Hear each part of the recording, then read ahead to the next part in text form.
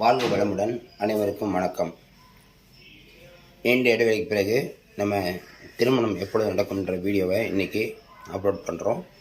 பாருங்கள், பாகம் 40. இது வரைக்கும் 39 வீடியோ போட்டிருக்கோம். இது பாகம் 40.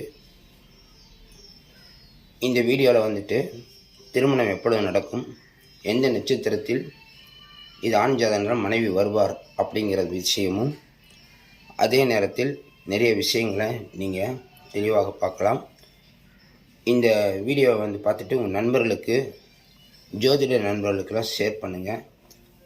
அவங்களும் இந்த விதிகள்லாம் தெரிஞ்சுக்கிட்டும். ஓகேங்களா?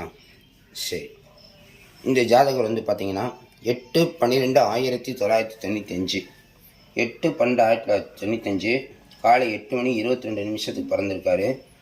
லக்னம் பார்த்திங்கன்னா தனுசு லக்னம். லக்னத்திலே 4 கிரகம் இருக்குது. சுக்கிரன், செவ்வாய், புதன், குரு. இது 2 கிரகம் அஸ்தங்கம் ஆயிடுச்சு. 3ஆம் இடத்துல சனி, 5ஆம் இடத்தில் கேது, 7ஆம் இடத்தில் சந்திரன், 11ஆம் இடத்தில் ராகு, 12ஆம் இடத்தில் சூரியன். இந்த ஜாதகர் பார்த்திங்கன்னா ஜென்ம நட்சத்திர அதிபதி அப்படி சொன்னோம்னா மிருகசீரிஷ நட்சத்திரம் 3ஆம் பாதத்தில் பிறந்திருக்கிறதுனால அதன் அதிபதி செவ்வாய்.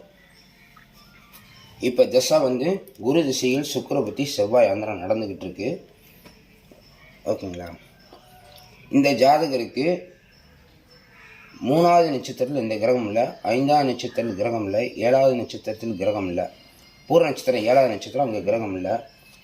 இதுக்கு வேதை நட்சத்திரம் சொல்லக்கூடியது அவிட்டம் 1-2 பாதம் மட்டும்தான். அவிட்டம் 3 நாள்லாம் இங்கே 5-9 வர்றதுனால வராது. இது 8-6-8 வர்றதுனால அவிட்டம் 1-2 பாதம் மட்டும்தான் வேதையாக வரும். உத்திரட்டாதி 22ஆவது பாதமாக வரும். இந்த நட்சத்திரம்லேருந்து என்னங்கன்னா உத்திரட்டாதி நட்சத்திரம் 22ஆவது நட்சத்திரம், அங்கேயும் கிரகம் இல்லை. அப்போ சந்திரனுக்கு 8ஆம் இடத்துலையும் லக்னத்துக்கு 8ஆம் இடத்துலையும் கிரகம் இல்லாதனால இந்த ஜாதகம் ஓரளவுக்கு ஒரு நல்ல அருமையான ஜாதகம் அப்படின்னு ஒரு விதி இருக்குது.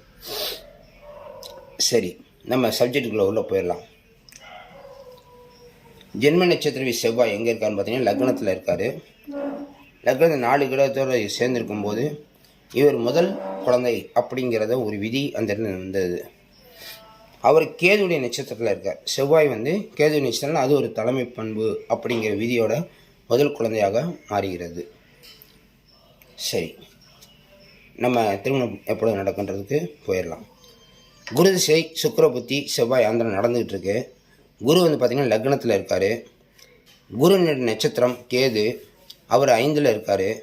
கேது நின்ற நட்சத்திரம் கேது சுயசாரம் பெற்றுக்கொண்டதால் செவ்வாய் வேலை செய்வார். செவ்வாய் கேதுடைய சாரத்துக்கு வந்துடுறாரு.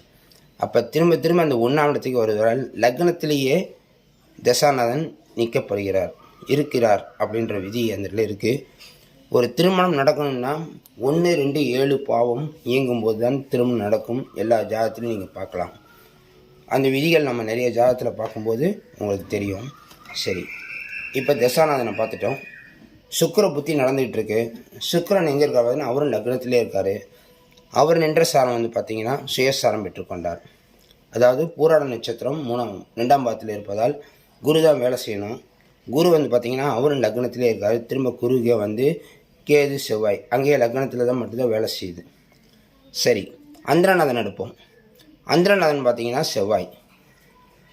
செவ்வாய் எங்கே இருக்கார்? லக்னத்திலே இருக்கார். அவர் யாருடைய நட்சத்திரம்? கேதுடைய நட்சத்திரம். அப்போ திரும்ப லக்னத்தில் மட்டும்தான் இருக்குது. அப்போ பிறப்பிட்ட இடத்துலையே தான் இருக்குது, இன்னும் ஊர் போய் சேரலை, அப்படி அந்த பஸ்ஸு போய் சேரலைன்ற மாதிரி அங்கே லக்னம் மட்டும்தான் வேலை செய்யுது. இந்த ஜாதகத்துக்கு 2ஆம் இடம்ன்றது மகர ராசி. அந்த இடத்துல சனி பகவான் வந்தால் வேலை செய்யும், 7ஆம் இடம் சந்திரன் வந்தாலும் வேலை செய்யும் அப்படிங்கிற விதியோடு லக்னம் மட்டும்தான் வேலை செஞ்சுக்கிட்டு இருக்கு. இந்த பாவத்தொடர்பு கிடைக்காதால் திருமணம் நடக்கவில்லை. 28 வருஷம் 6 மாதம் ஆயிடுச்சு. எப்பொழுது திருமணம் நடக்கும் அப்படிங்கிற விதி நம்மகிட்ட வீடியோலாம் பார்த்துட்டு நம்மகிட்ட வந்திருக்காங்க.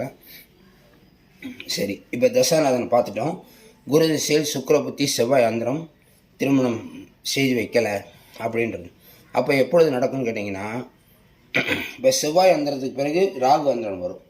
ராகு 11ஆம் இடத்துல இருக்கிறார். ராகு பார்த்திங்கன்னா செவ்வாய் நட்சத்திரம். திரும்ப பாருங்கள், ராகு செவ்வாய் நட்சத்திரத்தில் சித்திரை 3ஆம் பாதத்தில் இருக்கிறதுனால திரும்ப லக்னத்துக்கு தான் சேருது. சரி, ராகு அந்தரம் முடிஞ்ச உடனே என்ன வரும்? குரு அந்தரம் வரும். திரும்ப அங்கே குருக்கே வந்துடுது. பார்த்தீங்களா, இந்த லக்னம் மட்டும்தான் வேலை செஞ்சுக்கிட்டே இருக்குது இந்த ஜாதகருக்கு, வேறு பாவங்கள் வேலை செய்ய மறுக்குது.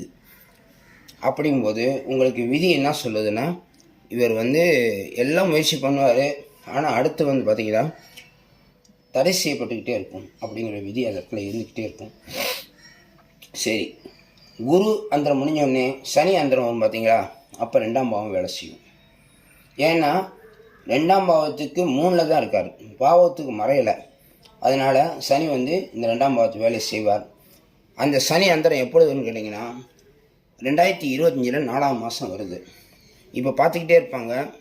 பெண் ஜாதகம் பொருத்தம் பார்க்கும்போது பெண் வீட்டுக்கு சொன்னால் கூட பெண் வீட்டிலேருந்து பொருத்தம் இல்லைன்னு சொல்லிகிட்டு இருப்பாங்க கூட, அந்த காலகட்டத்தில் மார்ச் ஏப்ரல் காலகட்டத்தில் சனி அந்தரம் நடக்கும்போது 2ஆம் பாவம் வேலை செய்யும் அப்படிங்கிற ஒரு விதி. சரி, அது மட்டும் வந்தால் போதுமா? 7ஆம் பாவம் வேணும்ல. 7ஆம் பாவத்துக்கு என்ன வேணும் அப்படிங்கிறீங்கன்னா சந்திரன் வேணும். சந்திரன் நட்சத்திரத்தில் தான் கிரகம் இருக்கா கேட்டிங்கன்னா, இந்த இடத்துல ரோஹிணி நட்சத்திர கிரகம் இல்லை, அஸ்த நட்சத்திர கிரகம் இல்லை, திருவோண நட்சத்திரம் கிரகம் இல்லை. அப்போ நேரடியாக சந்திரன் தான் வேலை செய்யணும். அப்போ இந்த ஜாதகருக்கு எந்த நட்சத்திரம் எடுத்தாலும் 27 நட்சத்திரம் எடுத்தாலும் பொருத்தம் இருக்குது இல்லைங்கிறத விட யார் வருவார் அப்படின்னு பார்த்தீங்கன்னா, ரோஹிணி அஸ்தம் திருவோண நட்சத்திரத்தில் வந்தால்தான் இவருக்கு திருமணம் அப்படிங்கிற விதி அங்கே வந்துடுது. அல்லது சந்திரனுடைய நட்சத்திரத்தில், சந்திரன் யாருடைய நட்சத்திரத்தில் இருக்காருன்னு பார்த்தோம்னா செவ்வாயுடைய நட்சத்திரத்தில் இருக்கார். அப்போ செவ்வாய் வந்தாலும் திருமணம் நடக்கும். இப்போ செவ்வாய் அந்தரம் நடக்குதா, அப்போ 7ஆம் பாவம் வேலை செய்யுது. இது ஒரு விதி. அப்படி சந்திரன் 7ஆம் பாவம் வேலை செய்யும்போது 2ஆம் பாவத்துக்கு தொடர்பு கட்டாகுது. ஆனால் சனியோடைய நட்சத்திரம் எடுக்கலாம்னா சனி பார்த்தீங்கன்னா குருவுடைய நட்சத்திரத்தை தான் நிற்கிறார். சனி பூரட்டாதி 2ஆம் பாவத்தில் நிற்கிறார், குருவுக்கு தான் சேர்றாரு. குரு திரும்ப கேதுக்கிட்ட தான் நிற்கிறார். சனி குருவுடைய நட்சத்திரம். இப்போ திருமண பாவம் நடந்துக்கிட்டு தான் இருக்குது. ஆனால் சந்திரன் வந்தால் திருமணம் நடக்கும்ங்கிற விதி. அந்த பெண் ஜாதகத்தில் ரோஹிணி அஸ்தம் திருவோணம் நட்சத்திரமாக வந்தால் 7ஆம் பாவ தொடர்போடு இந்த குரு திசை நடக்கும்போது சனியோட தொடர்பு இருப்பதால் இந்த 2ஆம் பாவம் வேலை செஞ்சுக்கிட்டு தான் இருக்குது. அதே நேரத்தில் செவ்வாய் அந்தரம் நடப்பதால் சந்திரன் செவ்வாய் சாரத்தில் இருப்பதால் 7ஆம் பாவம் வேலை செய்யுது. தாராளமாக இந்த காலகட்டத்தில் திருமணம் நடக்கணும்னா இந்த ரோஹிணி அஸ்தம் திருவோண நட்சத்திரம் எடுத்தால், அந்த ஜாதகத்தை பொருத்தமாக பார்த்து நினைத்தால் திருமணம் இப்பொழுதே நிச்சயமாகும்.